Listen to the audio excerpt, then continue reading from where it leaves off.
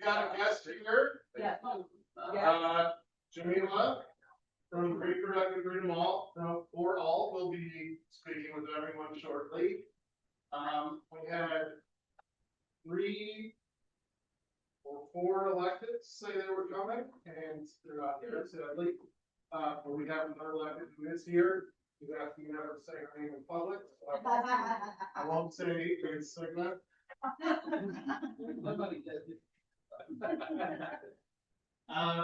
I'm going to go ahead and let our guest get started.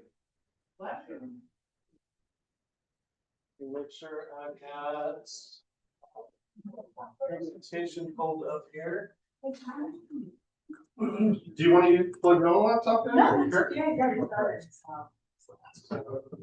Presentation turned on, and I'll hand this over to you. I don't actually know how to use Canvas. You're good. Just Go to the bottom corner. I just figured it out. It's like bottom left corner. Bottom left. Oh, sorry, bottom right. Yeah. thank you. Okay, hi everyone. I'm Jamila Rahim. I'm a reproductive freedom Give her the for mic. all, formerly known as NARAL Progress America. Probably hello everyone on the virtual side. Thanks for zooming in. So yeah, once again, I'm Jamila Rahim, formerly known as NARAL Progress America. We've gone through a recent rebranding. We're now called Reproductive Freedom for All. Just to really stay aligned with the kind of work we do and for the people we work for. So I really like to rebrand at least, but I think actually Senator Mark Kelly recently came to an event and was like, why did you change the name? That's dumb. Well, there's a very specific reason. Okay. So a little bit about our work. We have over 100,000 members just in the state of Arizona. Oh, I should refresh. This is our team. You might be familiar with our state director, former legislator, and badass woman Athena Solomon. I'm now recently the associate director of organizing, and we also have an organizer in Tucson. Her name is Lily Arthur, and we're actually looking to fill some roles for organizers. So if you are interested in a career with Repro, we're actually looking to fill some Phoenix roles and some Tucson roles as well. So a quick little plug there. So like I was saying, we have over 100,000 members just in the state of Arizona, millions across the nation. And we're one of the founding coalition partners for Proposition 139, alongside so many of just in this room who I literally remember celebrating with, like Sigma included, so Vic Shelby, like so many of you guys, rolled up your sleeves, worked hard to get Prop 139 passed. And we got to work alongside so many different LDs, Healthcare Rising, Planned Parenthood, and so many other orgs. It would take forever to name them, but we were also one of them. And we work both at the state and national level, ultimately, to make reproductive freedom a majority issue. We are already aware that it's pretty much, and it is a majority issue, especially in the state of Arizona.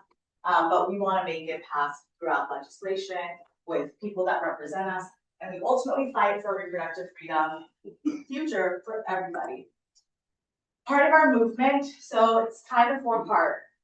A lot of it, and I'm going to go into like some of the different examples that we do where you can get plugged in as well, but also where we can collaborate. I'm hoping this kind of conversation today, don't take this as a presentation. This is me showing up, just wanting that kind of partnership where we have to, right now, we're all kind of fighting the same threats. Ultimately, reproductive rights this is a nexus issue. Everything is so intersectional. I have many issues that I care deeply about. I'm so sorry, I'm not crying. By the way, my eyes are just really watering. Anyway, but I'm a daughter of immigrants. I have other things that I deeply care about, but Repro just happens to be, for many people, the intersection of a lot of that fight.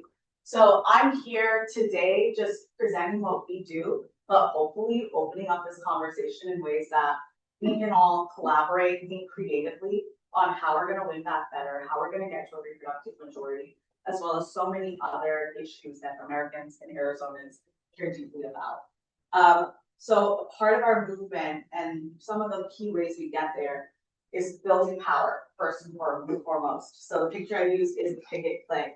if you're not familiar, so we got to do something really cool this last year. Right now is August, which means it's August recess. Every August, we like to hold, our elected officials, good or bad, their feet above the fire. So last August, we got to do Pick and Click. So Jim Click, is a car dealer guy who owns perhaps some stuff in Tucson in southern Arizona, is also one of the main bankrollers for One System On. So we thought, let's think creatively, what are other ways we can capture attention around stuff around accountability for a congressman who isn't even in his district, doesn't even show up to his town halls. There have been multiple empty chair town halls since his office. So how do we capture his attention? Part of it was Pick and Click.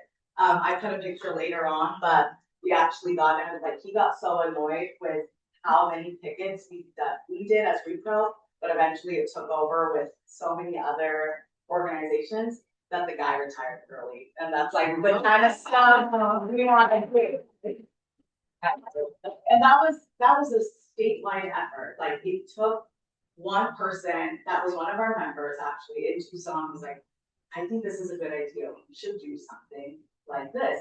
And it got to the Good Action Travel Group in Tucson. It got to all of these other coalition spaces where now they are daily, weekend, causing a ruckus. They don't want this. This is bad for their business. The guy had to shut down his business, and we don't know where that donation went to System On anymore. So that's the kind of work and accountability that we have to together as coalition spaces work on. The other thing is, of course, community. We have campus programs as well. So both at ASU, this coming fall at U of A, as well as a couple of community colleges. And now maybe some high schools will see. But on top of the campus programs, we have our action council. So like if you are looking to get plugged into something that's a little bit more community driven, community based, it's our action council. We meet once a month and just game plan. It's the kind of work that we got to do for Pick and Click. And then back to the accountability, of course, and ultimately change in a reproductive majority. Okay. So what's happening now? A lot of things, unfortunately. This is kind of, as I talk, I'm going to realize that a lot with this administration, as you know, things happen very fast. So I got to present something like this at the NOW conference, and I realized as I was looking through this, I'm like, oh my gosh, like so much has happened already that we had already warned people about, unfortunately. But we know that immediately upon taking office, Trump was always very forthright, very clear about his intention with reproductive rights, with abortion, with access. And that's what he's doing. That's exactly what his administration projected to do in Project 2025. And it was not a warning, it was definitely a plan. So since then, they are still planning to further restrict abortion, impede access on contraception, and just make this country in general less safe for pregnant people and their families. Since I started this job, a lot of the people I meet and talk with are young adult families that have chosen to move to Arizona post Prop 139 because this feels like a safer state to raise a young family versus, say, Texas or somewhere else. Since he's taken office, he's stacked his cabinet with anti-abortion extremists, appointed judges, and now very openly endorsing candidates that are currently running for the upcoming election as well, including in CD1. Candidates that have openly said that we want to defund Planned Parenthood. There's tons of different things around the world that do.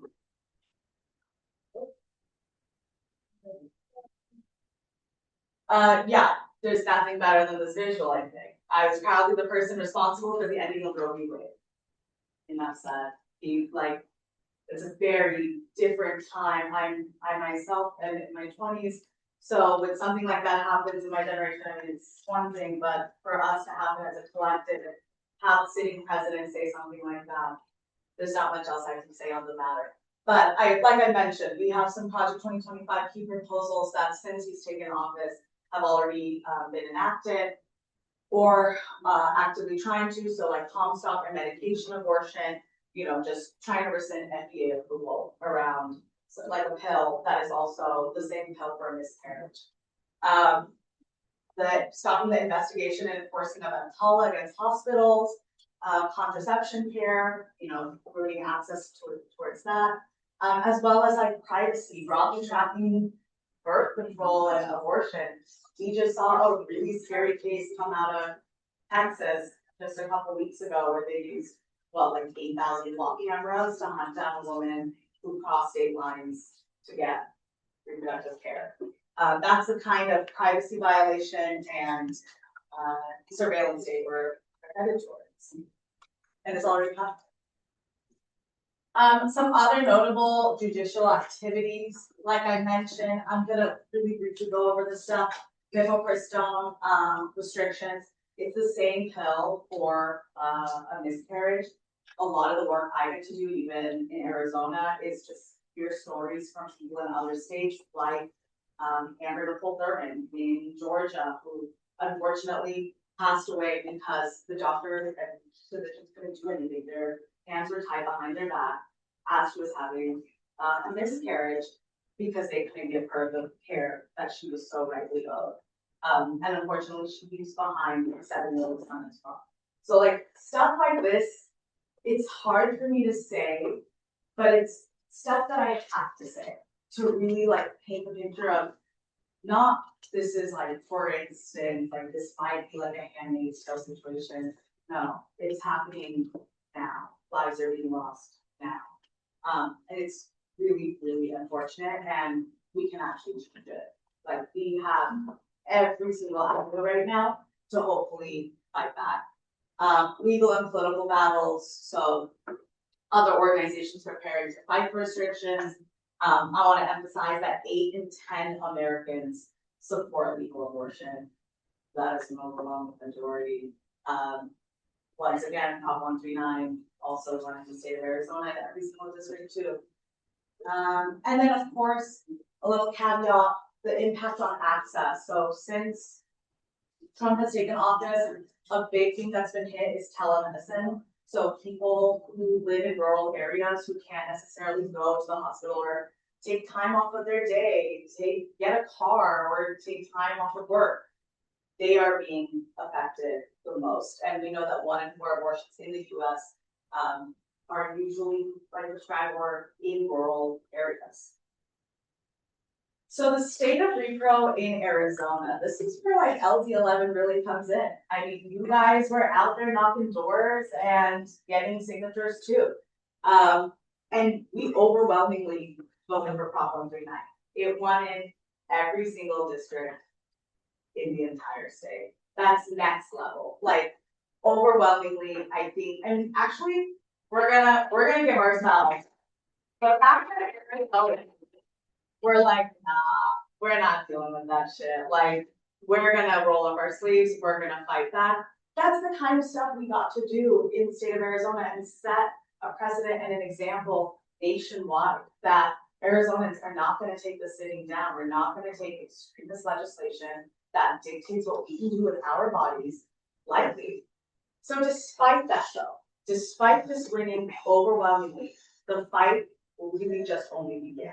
Because for the rest, since then, we've been seeing so much pushback at the Arizona legislature, which I'm sure many of you are already aware of. This is the kind of work that you guys are already doing within the LDs, finding representation that feels actual, like aligned with what the people want.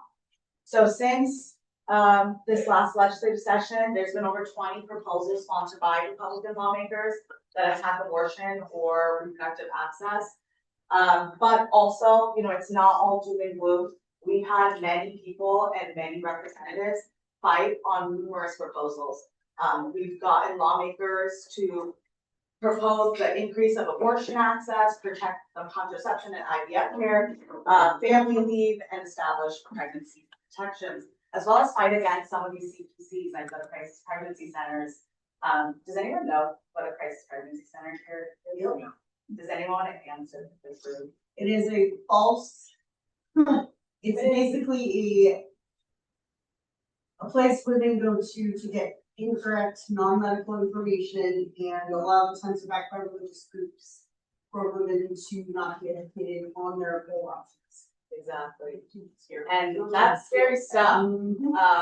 Some of the most scariest stuff, and it is really scary because sometimes some of our student leaders at ASU or UMA will like call one of the organizers and say, hey, I have a student here who like has a question. They went to some clinic and they somehow reached out to us through like Instagram or Sunday Sync, and we come to find out that they were losing.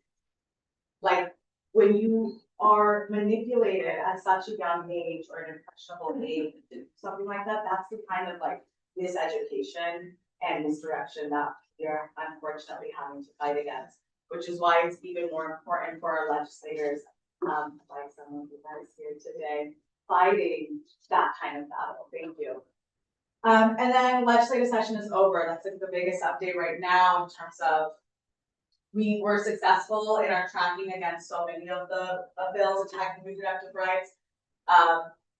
We blocked 15 anti-abortion bills from getting to Governor Hobbs' desk.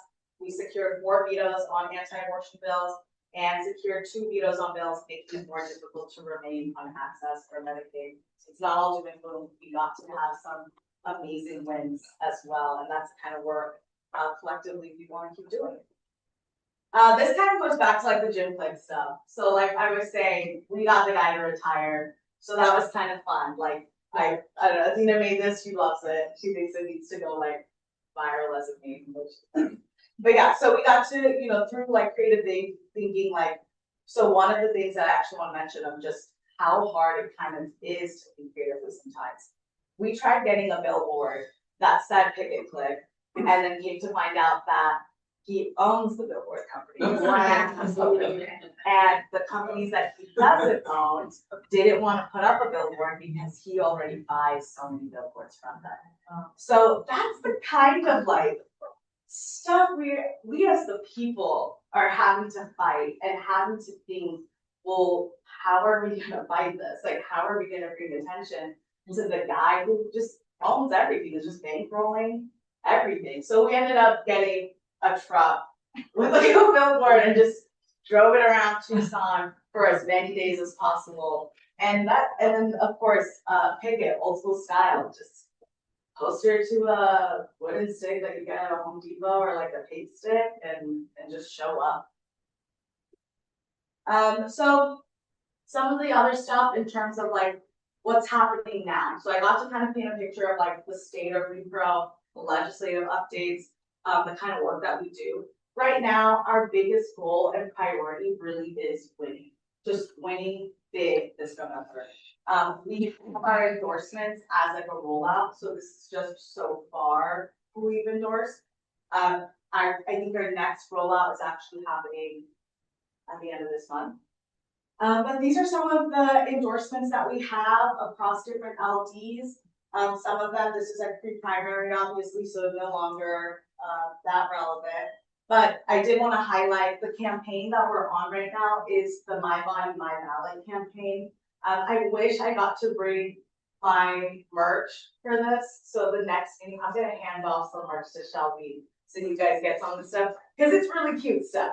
But My Body, My Ballot, that's the summer where we are just trying to hit the doors. We are trying to be that organization that can collaborate, work with other LDs to make sure we have that people power and capacity to talk with as many voters, whether that's on the phone, whether that's at the door. That's the kind of level we gotta go back to. It's just talking direct voter contact. And it's working actually. Like that's the kind of fun stuff that I love seeing when we see, you know, it sucks knocking on doors. I know as an LT, you guys like probably go on so many campuses to know that, but it's doors. Like that's where you can have the conversation.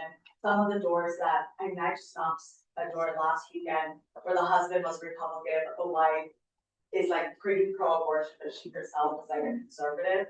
Super interesting conversation. She like shut the door behind her and she's like, let's talk outside and like shut the door. That's why we do this as much as we can and try to get to each individual so that they know that there is a safe space for us, that there's a conversation to be had. They don't have to be stuck in whatever hive mind mentality that surrounds them. And then my last pitch, so next week, we're doing a Battleground to Majority event with our CEO, President Vinita Maraju. She'll be here in town Wednesday morning. This will be a conversation with Dr. Amish Shah, it's the congressional candidate in CD1, as well as other physicians, Azina Solomon herself, and some students and storytellers that have experienced what this administration has done for their own access or lack of. So I really hope you can join us. I'm gonna leave this up here for a little bit if you want it, or I'll just come back to it actually. But this is the event link next week, Wednesday. We hope to see you. And that's my presentation. I just think like really together, like we've already done so much in the state of Arizona for Repro. Like I said, we are an example to so many states. I get to work with organizers from Michigan, Nevada, Georgia, everywhere, and they always ask us like, what did you guys do last weekend? Like, how did you guys get to do that event? So that's like the real fun part about being in Arizona is that we are a majority here. We're a majority across the nation. How do we set that example nationwide? But that's our presentation. I hope, yeah, you can join us at a future event soon. But is there any questions for me? Or are there? What's the billboard company that Click owns? I don't remember. It was like started with an X, but I'll get back to you on that. So I want to get that information to you for sure. You guys don't worry. Any other questions? All right. Can I ask really quickly to the group? I always end with this. Why reproductive rights? Why does reproductive rights matter to you? And I'll if anyone wants to volunteer themselves. Yes. Basic women's health care. Beautiful. Basic women's healthcare. Anyone else? My granddaughter has less rights than I have. I had growing up, Mhm. and that can't. Yeah. This question was actually at the Native American Women's Conference, and one of your partners attended and discussing with others. And so they had all the statements up, so I love this mission, and for me, it's one of my daughters. Your daughters. I love that. After I'm done. Yes. Oh, okay. I mean, I'm 17. I want to grow up in a world where I don't have any rights on my body. Scary, because I could be the one to fight for it. So absolutely, honestly, but selfish, it's for me. No, I get it. Yeah, I get that. This impacts us deeply. Thanks for sharing. Anyone else? All right. Thank you. Oh. You got it. Okay, thank you so much, everyone. Thank you. So, and one of our local towns showed up, so I will give the mic over to her, she has to go somewhere soon. But first, I just wanna say, we have a lot of new faces here. And I'm sure there's a lot of new people on Zoom, which is exciting, we've been contacting hundreds of people. Kamala Harris volunteers and high engaged Democrats, trying to get them to turn out for meetings and help us turn out the vote in our districts. So it is having an effect. I wish all 600 had answered, all 600 volunteers had answered and said yes. We got, it was about 10%, maybe a little more, but it's better than nothing, right? So I want to thank everyone who's here, who hasn't been here before. Thank you for coming. I have nothing else, but that, I'm gonna hand over to Janelle. Janelle, State Representative. Great to see everybody. Just a short little update on a couple things, and Senator Miranda should be right after me. She's just running behind. But for my update, a couple things. So one, I was proud to represent Arizona at NCSL, which is our National State Legislators Conference, nationwide in Chicago last week. And Arizona proposed and supported the first AI policy that is going to be pushed out throughout the whole country. And so we voted for it. And so if you want to take a look at the AI policy, take a look at ncsl.org and read and get more aware about what we're going to propose and push through both in DC and in the states. That will lead into a lot of the legislation I'll be proposing this cycle, which I'll announce at our LE meeting in October. There will be 4 initiatives related to AI and data center development after many discussions that I've had with you guys as well as many others.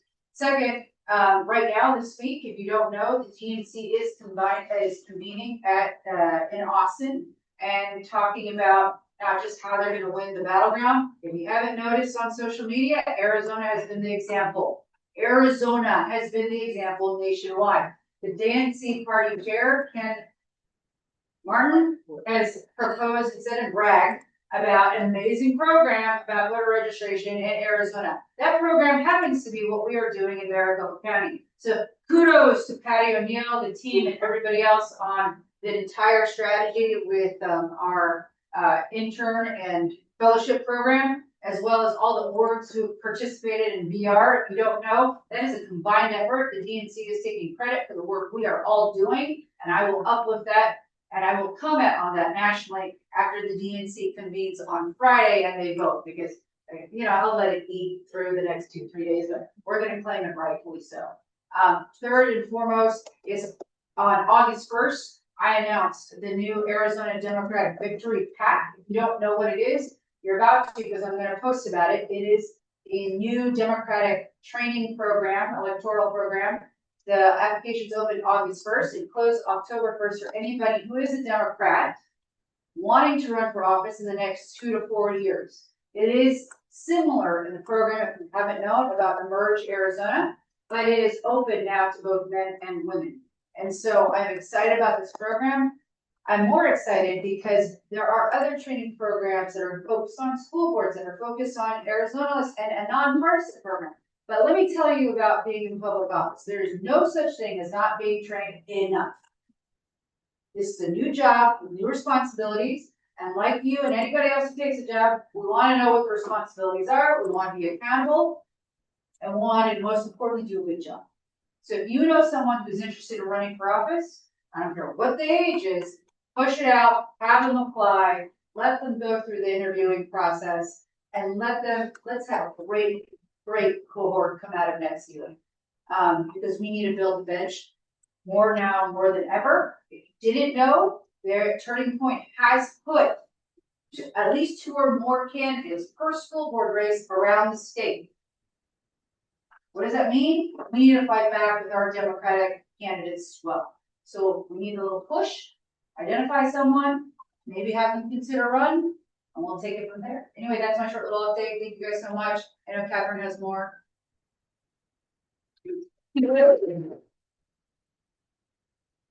Well, I remembered what I was gonna say. I was gonna introduce myself. So, to those who I have never met before, I'm Chester. I'm our chair. You probably heard my voice or my name from one of our volunteers, asking me to reach out. And so, thank you again for being here. Tom, I know the website, had the wrong location for tonight's meeting. I'm very sorry. We caught it late and fixed it, but it's obviously too late to get here on time. So other than that, I did hear from City Councilwoman Ana Hernandez was supposed to be here tonight.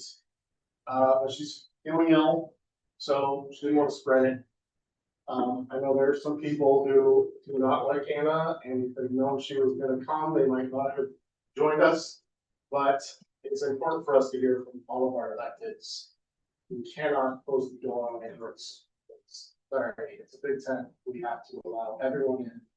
Have to allow everyone to speak, whether we agree with them or not. First, Can we go around the room and can everybody just introduce themselves so we know? Fern is asking if we can go around the room and have everyone introduce themselves. We have time for that. Are you asking for an icebreaker or just a name? Let's go with a name and maybe, how we ended up, was it a Chester call? Okay, well, I'll start. Something super basic, but don't go over 30 seconds. Okay, we're gonna go around, everyone's gonna say their first name and what brought them to our meeting. Those on Zoom, go ahead and post it in the chat. And I can read it or Patrick can. And I'll go first. My name is Chester and I did get a phone call from Chester. Asking me to show up. No, the reality is, my road to getting involved in local politics took too long. Not until about 4 years ago, when I decided to actually start doing something. And I reached out to ADP and they said, reach out to your local party. And so I did that and I was invited to a meeting. I signed up to become a PC first night. And my road from there to here, very short. From knowing nothing to becoming the chair. And it's just because I really wanted to get involved. I really wanted to get involved as much as I could. Fast, But- 30 seconds. Pass it off. You want We got- to? Where the other mic go? We have two. I have both mics. All right, wanna I'll run around. Do board members first? Well, as Lindsay wants to go next. I'm just asking. I'll leave. Turn the camera here. I got to turn the mic, so I muted the mics. Sorry. Hi guys, I'm Lindsay. I'm your second vice chair for LD11. I've been involved, since even before I was 18, back in Colorado. I've been a legislative chair back in Colorado. I've also worked on multiple campaigns, worked for the Obama campaign. Also a national delegate to the DNC. Took me a few years to get involved here in Arizona, just due to when I moved here 9 years ago, I wasn't really comfortable getting involved. But, after relentless pushing by Patrick and a few others, a couple of years ago, I dove in and now I'm on the board with these amazing people and we're gonna do what we can. Board members.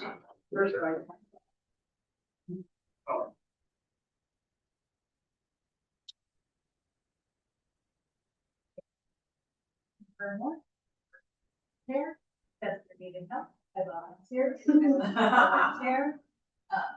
And I will pass it on to former chairs. We have secretary. I'm sorry. I'm Shelby, I'm the secretary.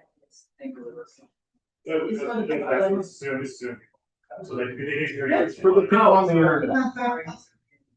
Shelby, I'm the secretary. I got involved in all this after the overturning of Roe v. Wade. Just as a woman, it pissed me off so badly. I actually started making phone calls on behalf of Julie Dunville, who at the time was running for county attorney. And then I started doing things in Mission, Arizona. That's when I met Patrick. And he asked me to come to DC, and I did. And then 2024, I was asked to be secretary. So here I am. So it's been great. I hope you. Okay, my name is Sadia. I can't believe it's been 10 years since I've been living in Laveen. I used to live in Peoria, did a lot like a red dot. So I was like probably the only brown person liberal there. So I was like, it's changed. And then unfortunately, before the Orange got elected, I was kind of like politically checked out. But it probably took that Orange Cheeto to be elected, being more.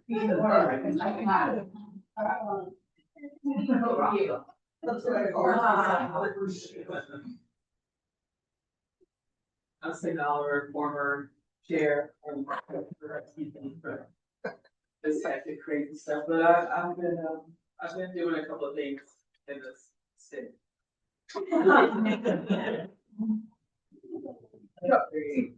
Patrick, Chester, send me an email and said bring your camera. Next, so that's all I get. But former chair. Yeah, I'm a former. John Lorio, I am 94 chair. Well, yeah. But been in politics a long time, for about 30 years. I was state house representative, very long time ago when I was 29. And served 8 years there. I was the Democratic leader in the House. I represented old LD 22, which is part of LD 11. And then we switched to LD 13, which is part of LD 11. Hello, I'm Michaela, and all of my door knocking is from AEA. So I've been door knocking for like the last 10 years, and then I got a text from Fern. He said, "Hey, would you like to do the precincts?" I thought I was just volunteering. I didn't know it was actually a position. So I'm the new precinct person for my zip code. So come on out. Hi, I'm Adrienne Keys. My first meeting actually lived in LD five, but I'm here because I wanted to check out this area, and I'm running for community elementary school board, so. Up into the district and the school district and the north end of the other. So I'm happy to be here. Hi, everyone. It's also my first time here. I also live in Leaside, and I'm also running for Phoenix School Board. We're running in different races.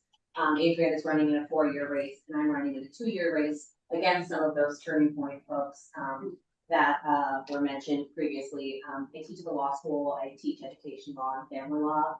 I've been a lifelong public education advocate, and so even though I haven't been running for office for a long time, I've been involved in this fight for really all of my life. So I'm just happy to be in community with everyone. Wonderful.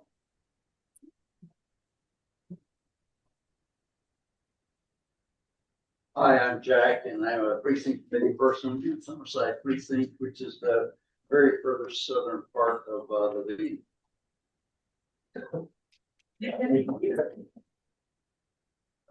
Hi, I'm Tom, and here as a concerned citizen trying to get involved and to try to help much as I can in the current situation. Everybody, my name is Melissa Madrid, and I am also concerned community member. I reside in South Phoenix, and I'm here also as a supportive person to the person who's going to introduce yourself next. Hi everyone, I'm Patricia Valenzuela, and I am running for the Roosevelt District. I was contacted by some really excited people who convinced me that this was a wonderful idea, and I agreed with them. And so here we are, and I just kind of want to get a feel for the community and what it's like, which is really my first time doing something like this. Although I've served on different boards and different capacities, I'm excited to check out running for a local district and excited to be here with you all. How is it for me? Hi, I'm Mostly. I am an intern here in LD11, and I've been involved for the last 9 months in the downtown area, volunteering and being a community youth ambassador for Investment Authority. And I did that program, and the person running that, Andy, was like, "Hey, you should take this internship," and I was like, "That sounds great." And so then I did the internship, and You all know me, but I first got here from a high school civics program. And then how I got to South Mountain is because Chester made sure I made it on time. Tried to.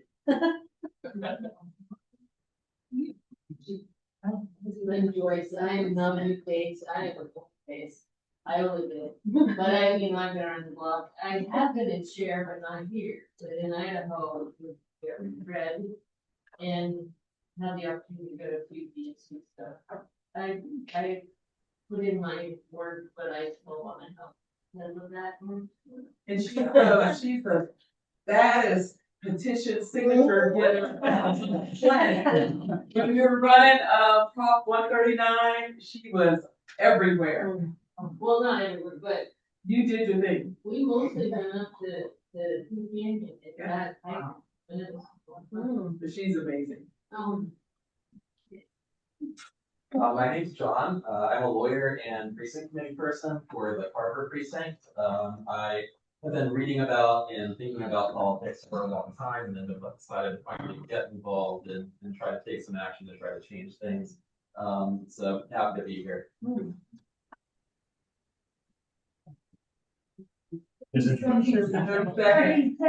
are you? I'm your state senator, Catherine Miranda, and just glad to be here. I'm sorry I'm late, but there was other meetings in our district. We've been covered. Yeah, okay, yeah, starting with Janelle earlier today with the mayor. I ended tonight with Adrian Fontes, the Crozier Center, lots of good information there. And now I'm here. You have to kind of How you got involved in politics? 30 seconds. Oh, 30 seconds, 30 seconds. I'll give you more time later. Politics was, my late husband, Ben Ryan, he used to be your state senator. And he bugged me to run for office. I fought him and he convinced me to run for school board. So I said, okay, I'll do that. We won. That was a blessing because that actually taught me how to become a legislator. The school board is a little, as you know, it's a little legislature by itself. And then he kept bothering, and I say bothering because he literally bothered me to run for state representative. I did that. I finally gave in and said, okay, just run the campaign because I knew I wasn't going to win. And then I did, and I was so scared. It's like, come on, what do I do now? So that was in 2010. And long story short, he passed this in 2013. Left me in there in the lion's den, and I didn't know who the enemy was or who the supporters were, so I had to make a clean slate and kind of neutralize my haters, because we've had a few of those and lots of support too. But I just learned to navigate and just stay in touch with the community, and that's the bottom line. Is really stay in touch with you all, and that's what I'm still doing. It's an honor to do it. Hello, everyone. My name is Dr. Tanya Hospitality, and I'm a local business owner as well as a part of Community Youth. I got involved with politics, just like most others, and seeing what was happening in the community. I wanted to take a stand and be a part of the solution and not just discuss the problem. Good to see you, John. The Grinch stocks holiday. That's right. That's no joke. But I'm really glad to be here and learn more about the process and how it can help. Thank you. I'm Tom Marini, and my story is a lot like Catherine's. Her husband got me into politics.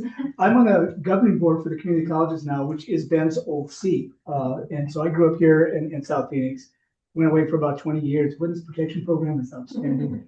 I finally came back, and that's when I got involved with politics here. So thank you. Okay, so we got a couple of people online who introduced themselves. So I'll go ahead and read this for the benefit of the folks that are in the room. Okay, so we have Shannon, Fern, and her quote, Fern brought me into the group. We have Khalid from Copper State Victory here to get door knocking and phone bank volunteers. Isabel, who's one of our interns, she applied to be an intern after being a community ambassador with Congresswoman Ansari, so I could stay involved in the community. We have Aiden. He has a background in public policy and state government. This is his first meeting. Welcome. And excited to meet everyone and get involved. We have Stephanie. See here. Full-time volunteer, lived in New York in the late 90s and knew Cheeto I'm sorry, that's me ad-libbing. She said Trump. Was a lifetime fraud, volunteering for Dems for the last 12 years. Appalled that a moron can beat a smart woman. We can't give up. I didn't make that up. She actually said that part. Super happy to see all the new people. We have Catherine. This is my third meeting. Jeffrey got me to join as a PC. I'm involved with CLUW and have done some door knocking with UFC W99. So there we go. I like staying informed with all the political climate as it changes. We have Yolette. My husband and I moved to Arizona 18 months ago. I'm delighted I have found like-minded people who are making a difference in the world. I'm a retired bilingual teacher. Go Teachers. I have been involved in many campaigns and protests throughout the years. We have Jamie. I'm the electoral co-chair for DSA. I'm so excited to see you. Jeffrey also recruited me as well. Thank you for having me. And yeah, and FOF, because I didn't know what that was, that's why I didn't say it. It was Friends of Ferns. So welcome, everybody. I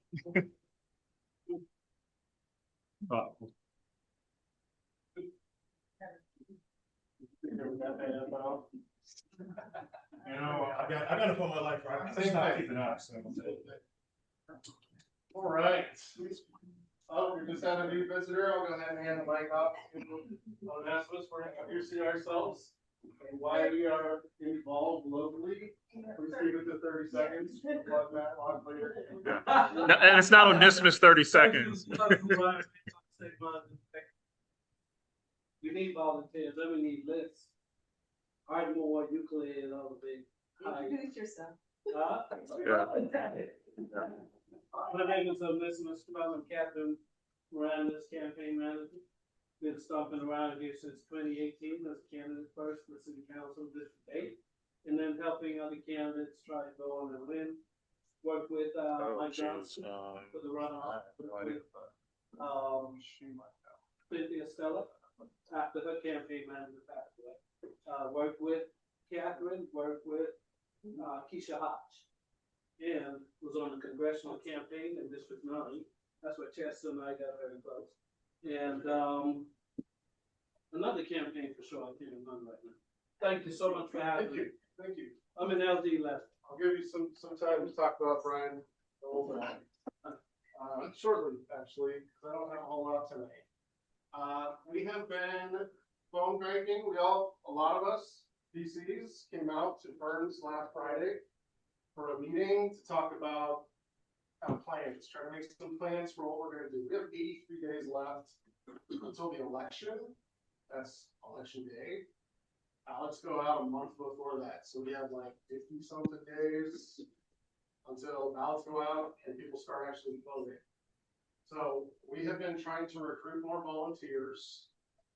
I know if you were on the Zoom, some of those people, the new faces I see here, were not from that list. Apparently, there are people who are running, and thank you for running for office. We need you. There's a lot of work to do, guys. Like, we live in a safe blue district, but we don't live in a safe blue state. Yeah. So if you're gonna sit back and think that we're just gonna sleepwalk through this election because how could anybody vote for MAGA? Wake up, guys. Like, that asshole was elected twice. He tried to overthrow our government, and we elected him again because people sleptwalked through the last election. I'm pissed off about it. We live in a safe blue district with over 50,000 Democrats. 25,000 of them voted in the last election. 25,000 people that would not have turned their back in this election. 24. But it would have made a big enough dent, right? We cannot let this district sleepwalk through this election. Not only that, but we have other districts that are very much on the playing field right now. So if you do feel like sleepwalking through this election, for our district, fine. Get out and support these other districts. Because Republicans have controlled our state for 60 years. If education is your thing, if they take the governor's office and hold on to the legislature, public education in our state, it's already one of the worst in the country. One year we were 51st in the country. I shit you not, because they got a DC in that list. Yeah, that's right, out of 50 states we were 51st.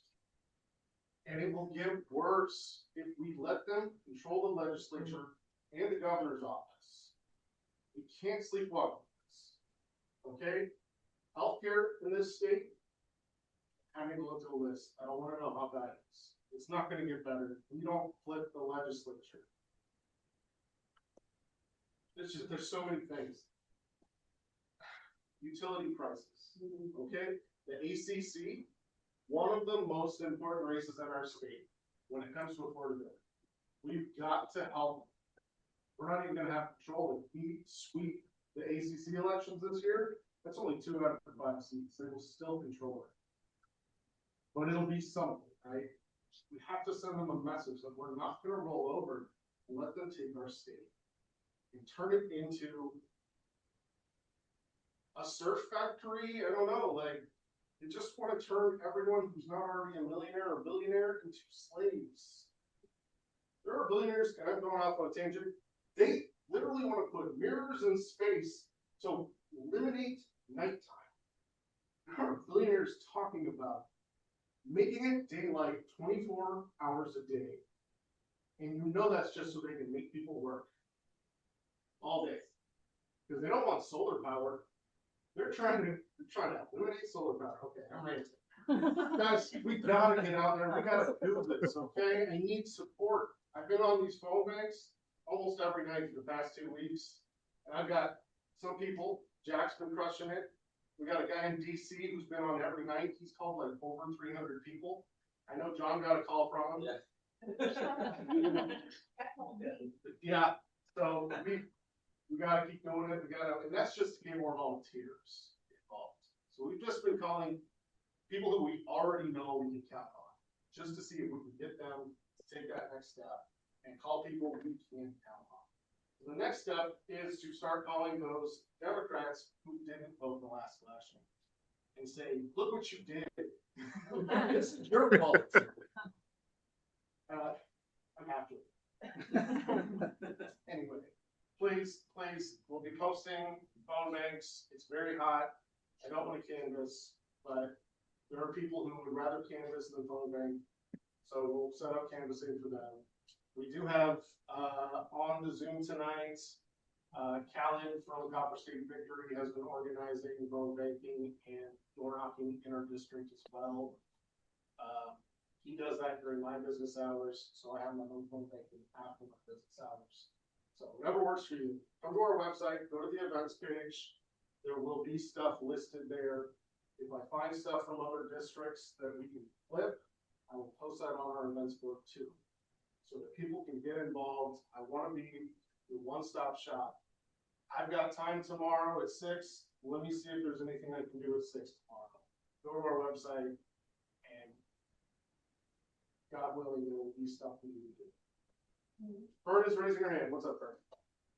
First of all, Phoenix now and Rose, what, I guess my first question is, what can we do for you? And my second question, and I hate to. Okay, I can throw like Catherine under the bus, but I'm wondering if we can set something up for both of you, like, meet your candidate and Catherine and Senator Miranda. I'm done. Yeah, I think opportunities like that would be fabulous, sort of in the community with other community representatives. I think that would be great. So ideas like that would be more than welcome. I don't know about you. Yeah, for sure. We're planning our launch campaign. It's gonna be the 21st at Collective Coffee. So your support and attendance there would be amazing. August 21st, yeah, it'll be in the evening, 6:30 to 8:30. Signal will be there with me. Dr. Hodge will be there. She's campaigning alongside me. And so yeah, you guys showing up for that would be amazing for just having people there. And can you put it on our Discord? Can you send me Yeah. the info? I will. And also feel free to tag the LDM socials, because like, we got a lot of followers and stuff. And just, Yeah. people who don't do email or phone calls, they do Instagram. So. And we'll send you our schedule of other. So we have to we need to, we have to. And for me, it's a little bit tougher because I'm a write-in. Right. So. It's gonna be super important that your name ID is right, because Yeah. if somebody misspells your name, it doesn't count. Yeah. She's running the in Rose. Yes.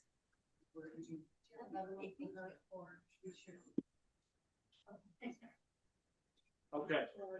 Now, I would like to give the mic over to Catherine if she has anything more to share with us. What's that? You have more to share? What's that? Well, just the updates, I'm not sure what you said, but we were with the mayor today, we're trying to put guardrails on data centers. I let her know that I'm going to introduce another homeless bill, an omnibus one, and I would really need her homeless team staff to help me. She was very happy to hear that, so she's gonna remind me to have her staff help me create the legislation. I asked about the concerns at the airport, because ICE is now its 911 airport. And I asked, can you please communicate with ICE? When I said, just keep in touch with our mayor, our airport. This is our airport, I'll be. So she's gonna do her best with that. I brought up a compost project because that is something I want brought to Arizona. I was in Mexico for a month and it's just like the back of their hand. I was in, long story short, I'll try. I was in the middle of a jungle. My son threw me in the jungle to go rest and there's one house, miles of just jungle with this. It was nice to rest. But I noticed every time we were cooking, he would take out this bin out of the refrigerator and set it on the counter. So if I'm peeling potatoes or whatever, I'm throwing it in. When we're done with our food, we're scraping the rest of the food from this bin and putting it back in the refrigerator so it's frozen. And then I noticed the routine there is that just like how we recycle and take out our trash Thursdays, they also take out compost. So they have a system of composting. That's why we have big avocados, and tomatoes, the trade from Mexico. So I brought that idea up to the mayor today. Of course, we don't have the infrastructure, but the idea, she loved it, but it's gonna take. So I just kind of scaled it back. Okay, can we help our schools with the gardens? So we're gonna start there. So a good conversation with the mayor. And like I said, I just came from Adrian Holmes's, at the Crozier Center there on 7th Street Southern. And there was a huge community people there, and we just explained the voting process. There was fears in the room, and he was very good at translating Spanish to English, did a really good job of that. I trust everybody there. And I also kept in touch with about 3 candidates in other districts because it is about 3 candidates. That frustration we're feeling. I do not want to have this legislature at my home because fighting all session, it wears you down, and I don't want to sit. That's why my son threw me in the jungle for a month. And I'm good now, but if I don't do that, you get sick because you have this fight constant. So I do take time to get in the jungle after the legislature, but I'm ready now. I'm ready to put 10 more things on my plate because I'm rested. I'm just here. So I do candidates for the school board, gave you my card, let me know where you're at, I'll show up. Thank you. I really appreciate that.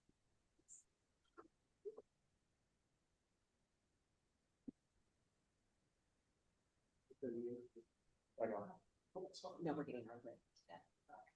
All right, now, do any of our candidates want to speak? How long do you live in the district? What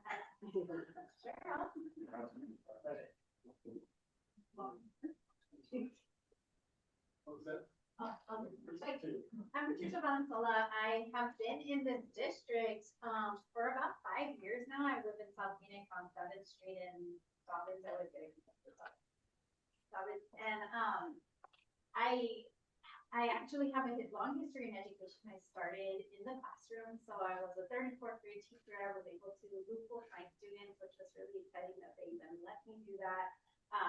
Also taught. I really took a chance and did 7th and 8th grade math for a little while. I always say 7th graders, woo, those are definitely a pitfall. So from there, I worked for my tribe. In all my history, I worked for my tribe, which is the River Indian Community Island on Awesome. And so I worked for my tribe up there, public school district. And from there, was able to take a step into leadership and work for my tribe's education department as the director of education and also as the director of the Head Start program. So I have a lot of history in education. Since then, I moved to the state of Arizona and I work for our state Quality First system, which is a 5-star rating system called Quality First. Then was able to move to federal contracting where I was supporting tribal programs receiving CCF funds on how to utilize the dollars and support them through team aid. So I have a lot of history in education and also have had the opportunity to sit on boards. I'm currently the board chair for 3 Precious Miracles, which is a 501c3 that supports Native American children in foster care. Because a lot of times our Native American children are placed off reservation without Native families. And so our main initiative is to keep them connected to their culture culture is something that's really important to me, and I think that student culture is very beautiful and something to be proud of. Well, part of the reason why I'm excited to put on the board. I did grow up in, North Central Phoenix. I was part of the Isaac School District, and that's where I grew up. I'm a Carl Hayden graduate, so from the community, but not specifically South Phoenix. Thank you. But yeah, I've had a long history. I'm excited to serve this community. I've been here for 5 years. I've never really thought about being on a governing board, and I was excited when I got a message on my messenger that said, "Hey, have you ever thought about protection?" No. Asked my partner, "Have you thought about it?" And they need someone, and sat down at a meeting with Cigna. Really got convinced to get the ball rolling, and here we are having a campaign launch on the 21st. So we're ready. I'm excited. I am a writer, so I'm a little nervous on that because people have to spell my name right. Patricia Mansola. So gotta get it right. It's 18 letters, so come on, guys. But yeah, that's a little bit about me. I'm excited to be here and see you guys more around of New York and then to the support.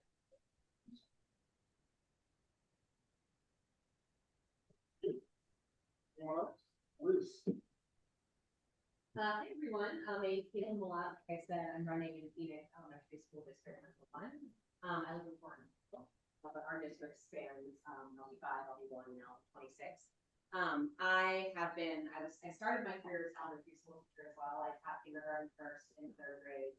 I also moved with my students, which was wonderful. Then I was an assistant principal, and then I went to law school, became a lawyer to try to advocate for better education systems. Now I teach for law school at UCAC law. I teach education law, family law, constitutional law, and I write and think about why public education is central to democracy.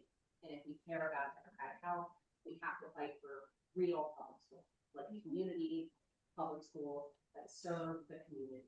And we are under attack in this state in particular, but across the country from people trying to tear public schools down through whether it's through privatization, vouchers, ESAs, and the like, or through attacks on our teachers, or attacks on the curriculum, or attacks on our students and their families. And so really, like, it's been my lifelong project, and it's thinking about public ed and democracy. I also never wanted to run for office. It seems to me like a pretty terrible gig running for office. But I kind of think like we should consider it like a part of our civic service if we have the time and the resources. I'm on leave this semester. I have the time to do this. I sat back. I'm running against 2 Turning Point folks, one of whom literally won the Charlie Kirk Award. With that, it's a real award apparently. Another one who spent a lot of time at State Freedom Caucus, and so these are like real threats. I have a 2-year-old who's going to go to these schools. I'm sure it's all not the school that runs. So I never thought I'd want to get involved. I sat back and didn't run. I literally couldn't sleep at night for my kid and my family. So that's why I'm doing this. It's so nice to meet you all. Thanks for letting me talk.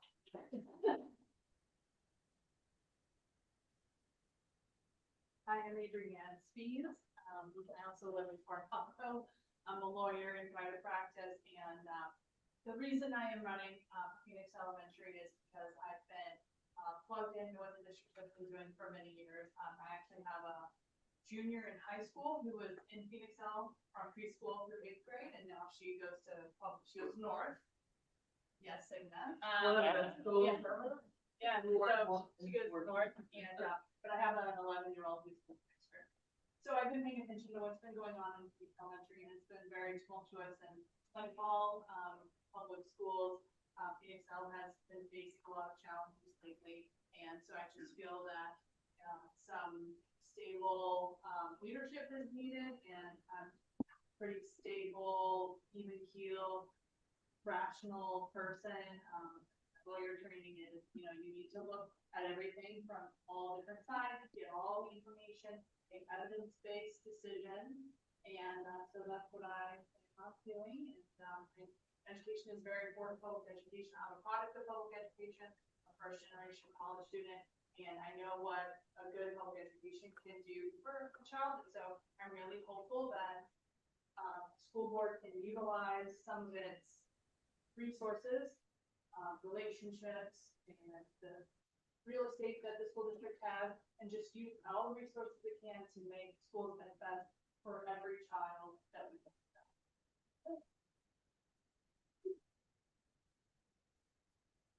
All right. Any other candidates or candidate representatives want to speak? Absolutely. Take this opportunity, really appreciate the chance to really appreciate it. I'll be glad I'm here to do work with every candidate that's out here.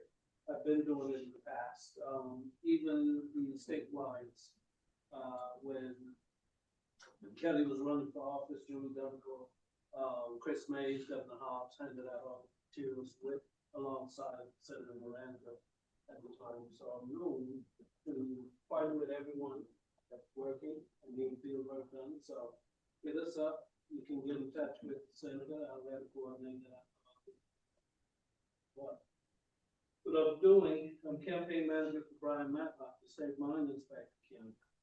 And that position hasn't been Democrat held for about 50 years. So it's a major undertaking. The Republican has had that position locked down for a while. We have someone finally qualified on the Democratic side because of the requirements to be able to run for this office. And he met all the requirements for chemical engineer, heavy equipment operator for several decades, and mining operations experience. So that's what he's bringing to the table. He's been in the field. He's going to bring real world experience and want to improve safety for miners. You know, once miners are safe, communities are safe, residents are safe, and that's his number one priority. He has a list of them on the back of these. I'll share with each and every one of you. If we like the yard sign, we have some pillow, but we're trying to reach about 900,000 voters between now and election day. That's very ambitious. We need your help to do so. So if each one of you could take one of these and make a copy of it, a picture of it, and text that to 10 people, we'd really appreciate that. Go to his website and get an in-depth understanding of who he is. Our endorsements again, Senator Miranda was the first one to endorse him. Now we have Greg Stanley, we're still working. We have Chris Mays, we're still working on Plumstead and Hobb. And hopefully we'll get that before a critical part of the election cycle ends. All right? We have some other wonderful people here, organizations as well, Teamsters. We got Vote Vets because he's a veteran. We have AFSCME on here, the college dams. We're going after the Arizona Student Association as well. So please get the word out. We have to reach about 900,000 voters. And I prefer them being Democrats. Yeah, we have 1.2 registered Dems. Asking for 900,000 of them to vote is not a big deal. You know, yeah, they'll take them all because they hear the most. Yeah, they'll take them. They are the most, and we'll take them, but we're not quite sure who is going to vote Democrat or who's going to swing the other way. So we want to hit Democrats for sure first. At 1.2 million, if we can get them to turn out, we'll win this. And I'm sure Hobbs, I'm sure Governor Hobbs, I'm sure Fontaine, Chris Mays is looking for the same thing. So I ask everyone to vote down ballot as you reach out. Put Brian Matlock in there. If you like a yard sign, let me know. Some people have big yards. If you want a street sign, let me know. Thank you again. All right. We've had a lot tonight. We haven't had our treasurer's report yet. Claudia? I don't have it on the screen for you tonight, I apologize. Okay, then I have to open up my report. Let me get the mic to you over here.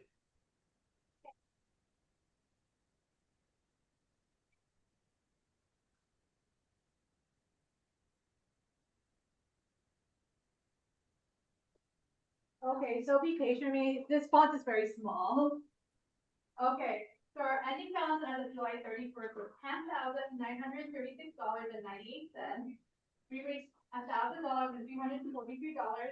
$742 came from our active donation, and we have, well, most of them came from one-time donations. So I want to thank Cigna for the $500 donation and Representative $1,900 this month, so it's not included in our donations. And you got $600 from the Contest Having Race grant. And we spent $964.14.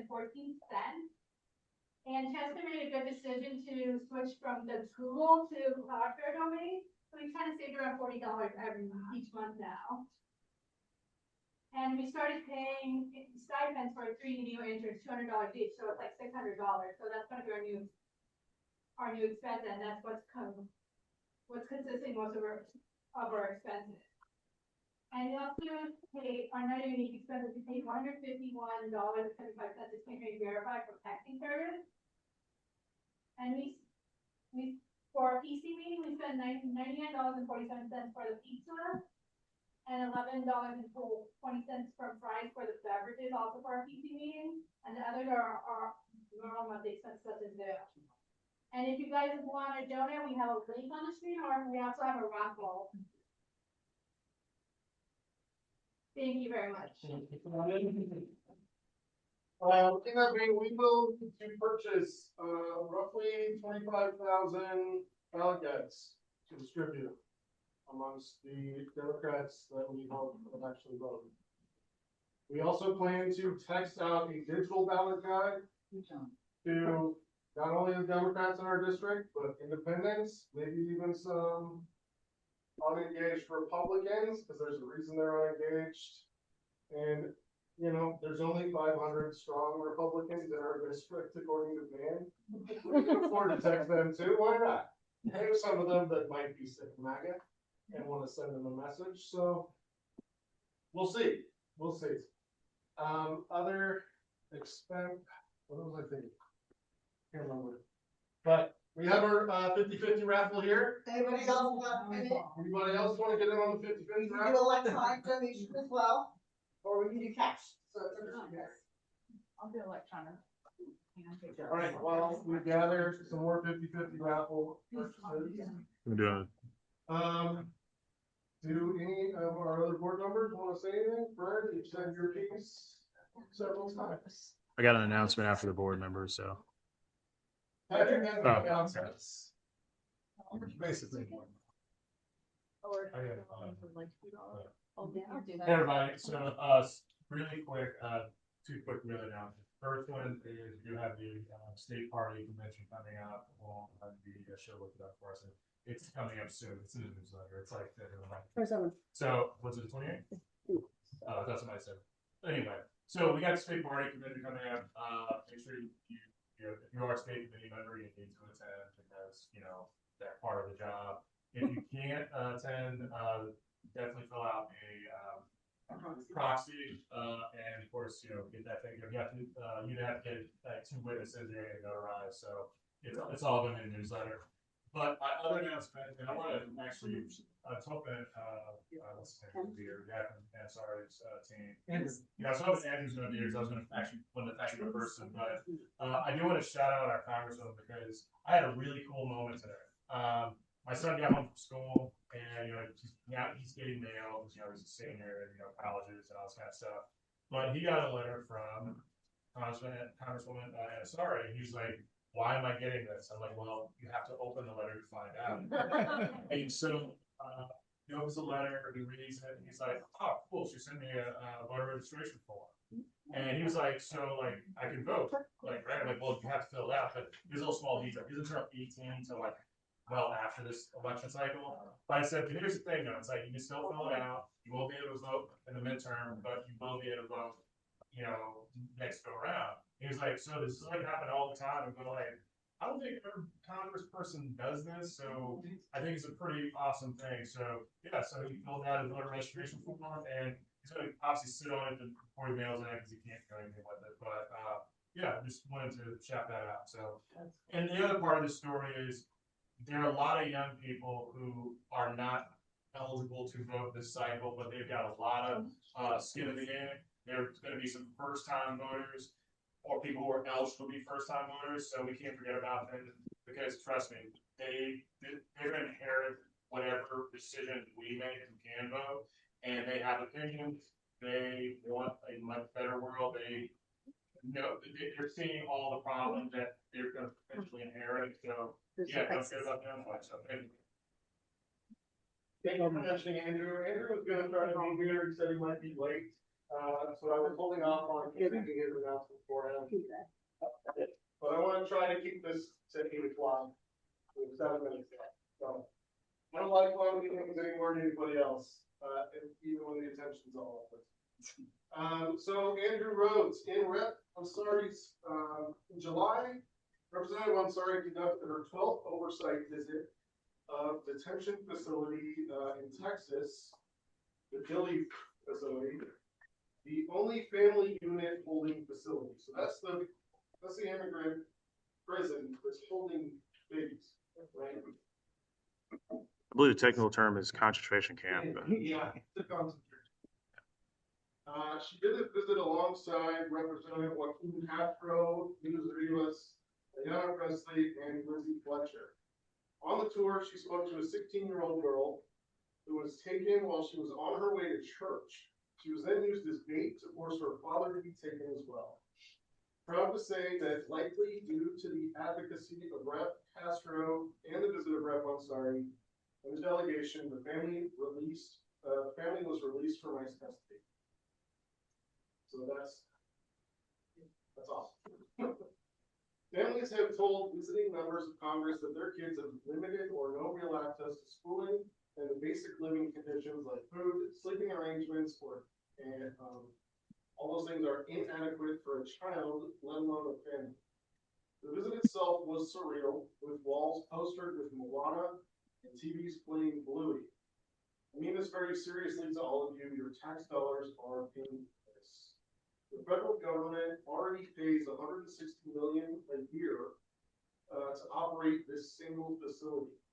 Congress then approved an additional $45 billion for detention expansion in the 25 reconciliation bill. This is enough to fund the Children's Health Insurance Program for 2 full years. So they're paying to expand a prison enough money to pay for children's health insurance for 2 full years. And just it's private prison. And it's a private prison. Yeah.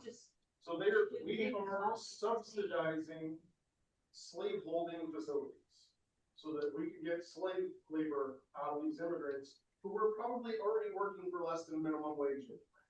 Let's be honest. It is just pure greed. Anyway. The Congresswoman maintains her position that ICE should be abolished, that groups like Core Civic and Geo Group are evil, and we should shut down detention centers like Philly. Good news, $1 billion Boondoggle Act unanimously passed the House of Representatives and it's on its way to the Senate.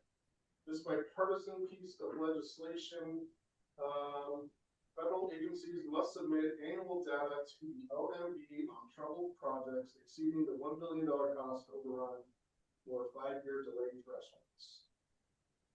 There's a climate town hall on August 27th. We want our Southside neighbors there. Please come out. RSVP is linked on their social media pages. We are having a happy hour. Is that on the 28th? It is at Gino's. At Gino's Pizza in South Phoenix. Join us. If you don't drink, that's fine. You can still be happy. Okay, you don't have to drink to be happy. I do. But not everyone else does.